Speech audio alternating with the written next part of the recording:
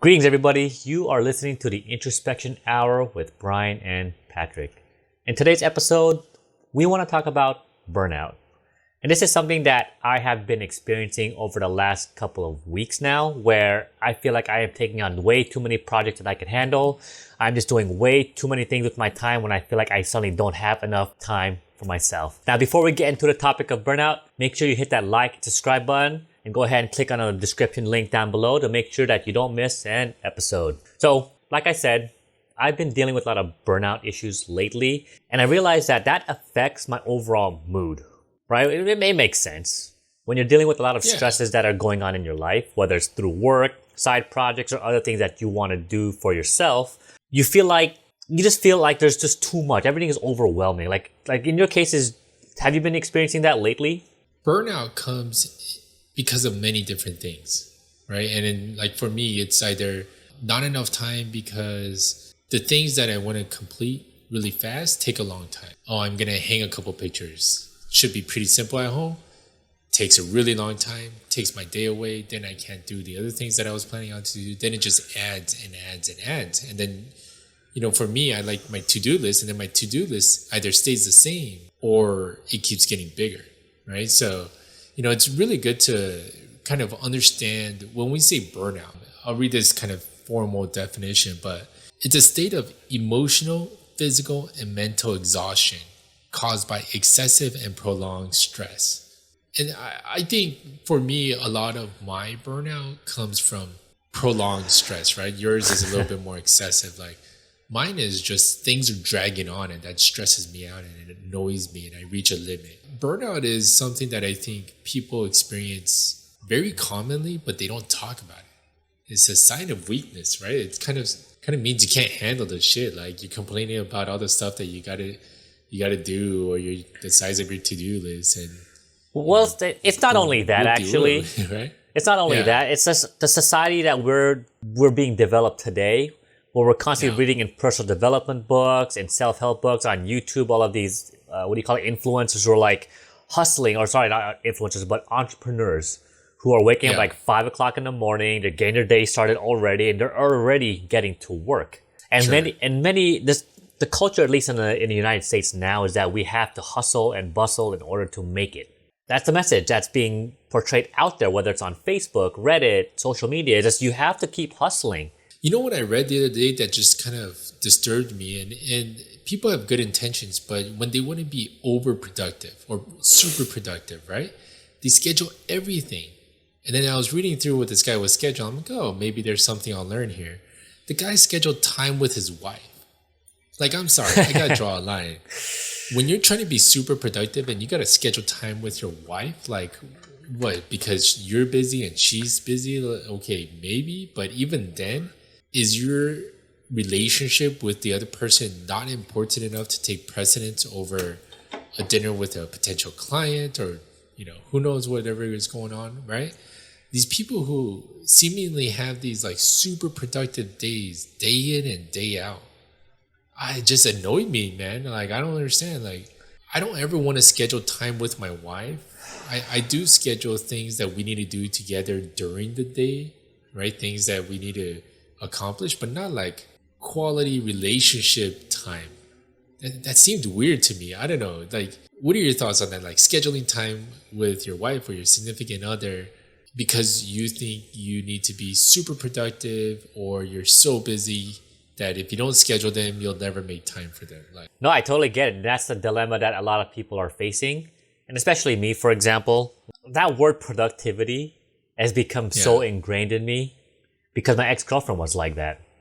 She was always telling me to do something productive with my time. Stop wasting your time watching TV. Stop wasting your time playing video games. Granted, for example, going to the gym was okay because that's doing something productive.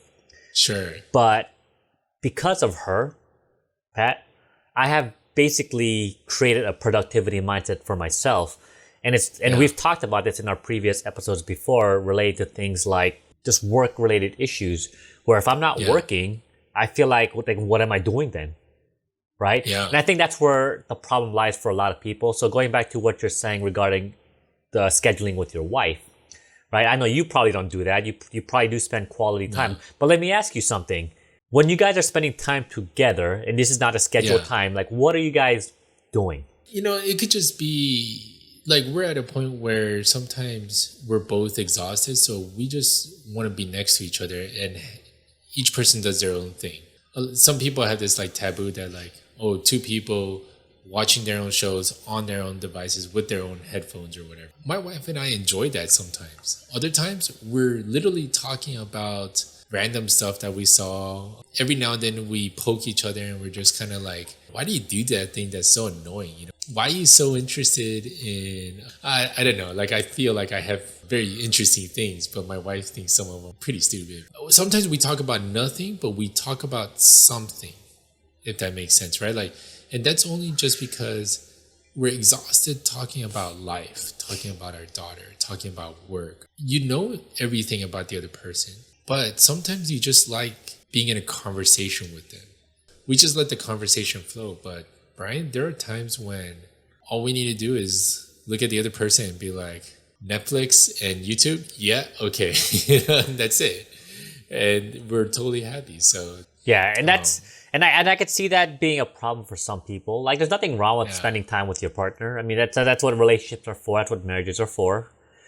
But again, it's the context of the culture that we're living in now, where Sure. if you're not like, let me give you an example, okay? Like my parents, when they spend time together, they're just watching TV. Where in my case, I do that too with my partner sometimes, where we're just like, but then at the same time, I feel like I'm not doing anything. I mean, Yeah. granted, she's there, we're watching an episode of whatever we're doing together, but I feel like my time could be better doing something productive, right? Again, going back to that word productive, it's where I feel guilty of wasting my time watching TV, or like watching TV primarily. If we're out on a hike, we're out in the park doing something, that's fine. I'm okay with that. But if I'm at home, I feel like I need to be Yeah. doing something that's working towards something. And I think that's where, for example, that's where you're struggling quite a bit, right? That word productivity, which I can relate, but before I give you my spin and my version of that, because that does affect me too. I think for you, it's this excessiveness, and even prolonging that excessiveness, this idea that every minute, every hour, you have to be productive. Sometimes rest is productive. A lot of times rest is equally productive as reading or learning. Not only that, but if you think about it, all the mindfulness, all the yoga, if you ever go to yoga, right? And they say, let your feet connect with the earth. And sometimes it's pretty far-fetched and I'm just like, oh dear.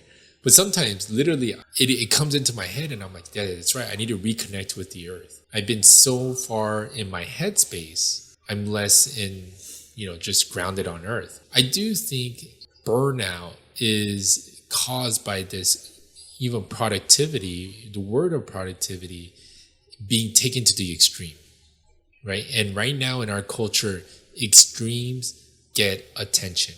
Anything that's extreme, anything that's outrageous gets attention. On the flip side, for you, for me, productivity for me is when I let things go for too long.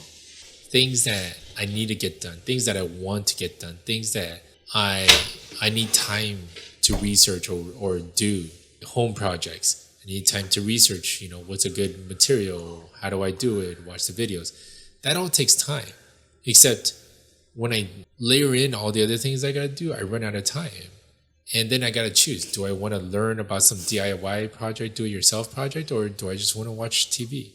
And a lot of times I watch TV, but then mentally I wake up the next day and I'm like, oh, I should have researched that. So it's on my to-do list. It's like this visual reminder of how much I'm lazy. For me personally, I work constantly to not be lazy so that I could be productive. But damn, Brian, like it weighs you down so much, right? Like it weighs me down. And then instead of being moody and snappy at people, I'm dragging. So I feel like there's an extra 30 pounds on me. Just weight on your shoulder that you just can't move with energy and excitement. So I think that's like another prolonged burnout that needs to get recognized. But it's this weird obsession we have with to-do lists. If you don't finish your to-do list, you're a failure or you suck. That's kind of where I get this burnout sense. You know what I'm saying? Like that just, it bothers me. I don't know why. It's hard though. Again, I don't know if it's just a culture or just a direction that we're going with in the West, Yeah. at least in the United States. But in Asia, for example, if you're not out hustling, you're not out competing your colleagues, for example, you get left behind, right? Yeah. This culture, for example, in Japan, where they are literally workaholics, and you Yeah. are considered a lazy worker if you leave, let's say, at 9 o'clock or 10 o'clock at night, right? Yeah. And that's the part that I feel it's becoming more prevalent, at least in my eyes. I don't know how true this is realistically, but at least in my bubble of what I see, I feel like if I Yeah. am not hustling, if I'm not producing the way I should, then I'm going to be replaced by someone else who's willing to do that work. And I think that's where a lot of people are Yeah. feeling that passive burnout that many of us are experiencing. Is that if I'm not hustling, that means somebody else is. And if that person's hustling, then that means I'm going to get replaced, whether it's I'm YouTubing, blogging, or in my current work field. And that's wherein lies the problem for at least people like me.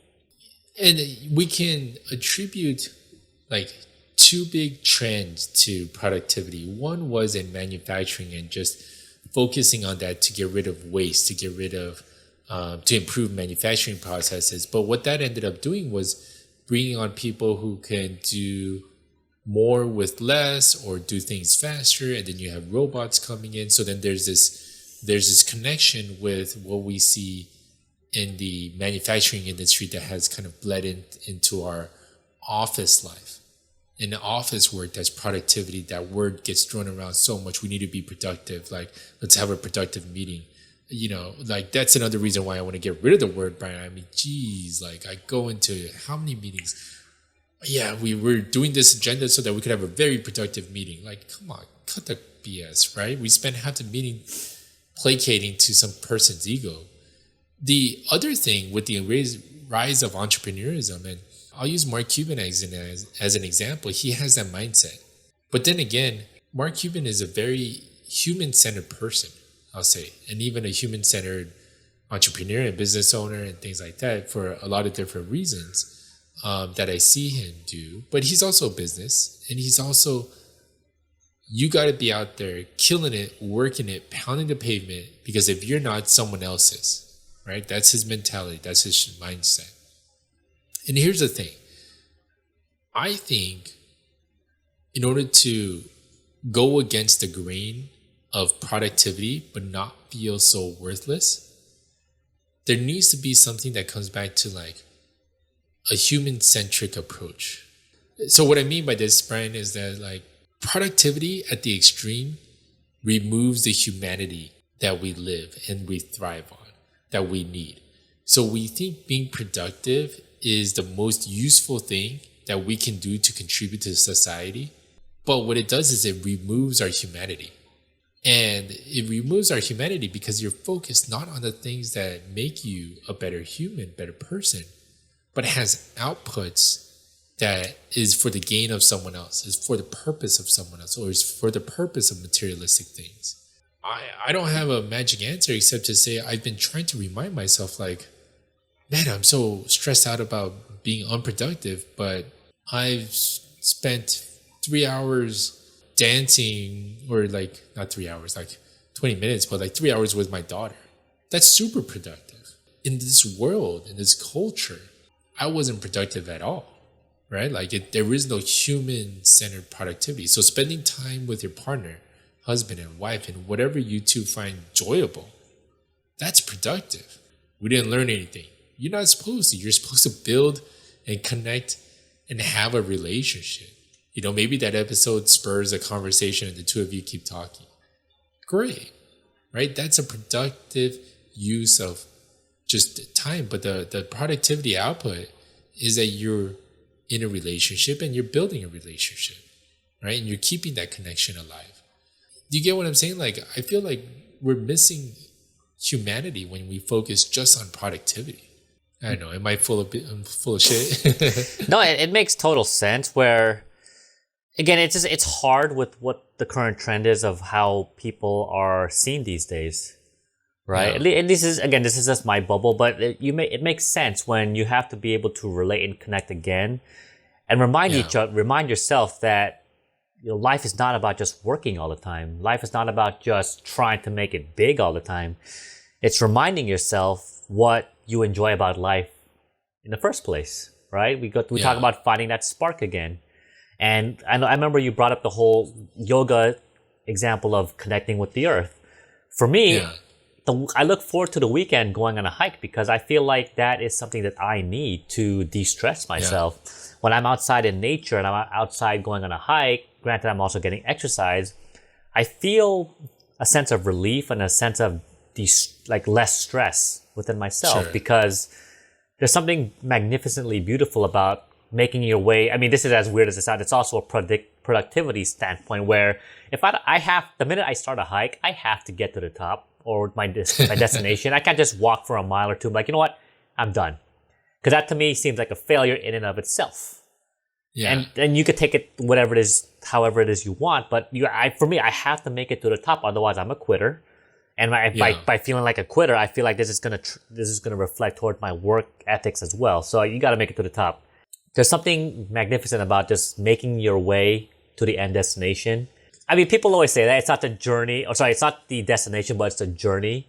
Granted, there is a 50-50 truth behind that. Because if, let's say, all you do is work, that's the journey, right? You're working and there's no end in sight, then what the hell's the point? That's miserable. Right. Like all the things that we do, hopefully there's an end goal, right? We're making a difference in people's lives. We're at some point making some monetary gains with our product, assuming we make it big. But the end, we have to focus on the end goal as well. We can't just assume that the journey is part of the process, which granted it is. Okay, so let's talk a little bit about how we can ameliorate burnout at this point, Pat. We talked a little bit about what the burnout situation is. So let's kind of talk about what you do, what I do to fix our issues with burnout. So let you go first. What do you do to calm down? Let's use the word calm down. One thing that I do is I find I get in a good headspace. I need headspace to deal with whatever is causing me to burn out. Whether it's my to-do list or whether it's a task I don't want to do for work because there's something that bothers me or there's something I don't want to do at home, whatever it is, there's something that ignites this need for a burnout. And so I have to get myself into a headspace. So kind of the day before I want to do something, I start telling myself, okay, I'm gonna do it. I need to clear my mind. Whatever's bothering me, I need to, put it aside for a second. And then the second thing that I do is I look at what I need to do. Let's say it's a really long to-do list, and then I really start to organize it. Like kind of the project manager comes out in me. Do I really need to do it? Is that under my control? Do I need to wait for someone? What's stopping me from doing it? And then I go and start tackling it, right? And as soon as I start crossing off some things on my to-do list, I feel a lot better. Those are just kind of the practical, tactical things, right? Emotionally and mentally, Brian, I end up needing to just have quiet time. I need to sit still. I need to just be in a quiet room by myself to be able to just even finish thoughts that are going through my head. Sometimes burnout, you feel like your head is so fuzzy and empty. And other times you feel like it's filled with everything you ever needed to do, all the things you want to do and all the things you can't do, right? And so whatever that is, usually when I'm feeling burned out, my headspace is it's off balance. So I usually take however long I need at the end of whatever day that's been really hard and quiet, right? Like turn off the TV, turn off my phone. It's dark, whatever. And for me, I go back to meditation because I had prayer in my life when I was growing up. I'm comfortable sitting in silence, right? And so I tend to have to go back to that. But I clear my headspace first. That takes care of the mental and emotional. What about you, Brian? How do you approach just even getting through and picking yourself up after being burned out? I mean, this happened to me this last week, and I think I messaged you. We should talk about burnout because I am actually experiencing this burnout right now. I just take a break from it all, man. Yeah. Honestly, it's as hard as that is for me, especially in my current state of affairs. I just drop everything. I'm like, you know what? I'm just going to play this game that I just recently got, and I'm just going to just not worry about my like future plans. Granted, I Absolutely. have to make sure that my work is done first, like particularly my physical therapy documentation. But all of the other side projects, I just say, you know Yeah. what, screw it, I'll just do it later. I put on some music that just kind of help either just pump me up or just get again, going back to the headspace you talk about, getting you into a good headspace and just kind of not having to worry about like deadlines, got to finish this, got to do that. Just screw it, I'm done. Yeah. I'm gonna put it down, put it away, and set it aside for another day. But herein where it also does have a problem, at least for me, is where if you let's say become lazy for the next day or two, the hardest Sure. thing for me is to get back on the horse and say, you know what, let's pick up where I started, because I start to get comfortable in that mindset of like, I'm just gonna take a day off. It's like going back to the gym. This is the same exact Yeah. equivalency where Oh yeah. you just say, I'm gonna go to the gym tomorrow. Tomorrow comes and I'll do it next week, and then you're like, at some point, you have to watch out for that. That's one caveat where if you do decide to just drop the ball and say, I'm going to take a break, is you have to make sure you get back on the carriage. Otherwise, you're going to get into that predicament of, I'll just do it tomorrow. Yeah. And let me just build off of this because between Brian and I, like, I am the proverbial, like, I'm going to go back to the gym tomorrow guy, you know? And the one thing that Brian, you always tell me that is you got to restart small, right? And we kind of talk about this in bits and pieces, but for you in your particular situation, in the same way that I've been trying to change my approach with exercising on a regular basis, you know, is when you're ready to get back into the groove, you got to do it little by little. So don't do all of it all at once again, right? Like don't go from 0 to 100 and 100 to 0. You got to build yourself back up to it. So I'd say, like, man, what you tell me is the same thing I'm telling you. I'm just reflecting it back to you, man, because, you know, take a day or two to break. Sure, everyone needs it. Don't do your side projects. No big deal. We don't get an extra episode out. Who's going to really notice, you know, like our 50 subscribers? Yes, and we thank you for that. But so what we're talking about in terms of taking a break is everything that is not related to living and surviving. Right? The extra things that we do that make us burned out. So if it's work that's causing you to be burned out, that's a whole different conversation. But the side projects, the extra things, you could take a break. When you want to get back into it, you got to slowly ease back into it. You can't go in all at once, right? Unless you just came back rejuvenated from whatever you did. But most of the time, we're like, okay, it's time to hit the grind again, right? Like my head is, you know, I'm back. But just don't do everything all at once is probably what I would say. Same thing with what you tell me is I work my way up to a certain level exercising, skip a couple days. The next day I try to do it back. I can't get to that same point. I feel like a failure and then I get discouraged and then I don't work out for another week, right? Like that's a mindset problem. It's crazy, but I'm just reflecting what you tell me in the past. Of course. Whatever your approach is, folks, just make sure that you don't put too much pressure on yourself. And if the word productivity is just causing you to be burned out, do what we're trying to do and throw it out of your vocabulary. And so for insights like that and for other words to throw out, make sure you like and subscribe and check us out weekly on the Introspection Hour with Brian and Patrick. Thanks, everyone. See you guys.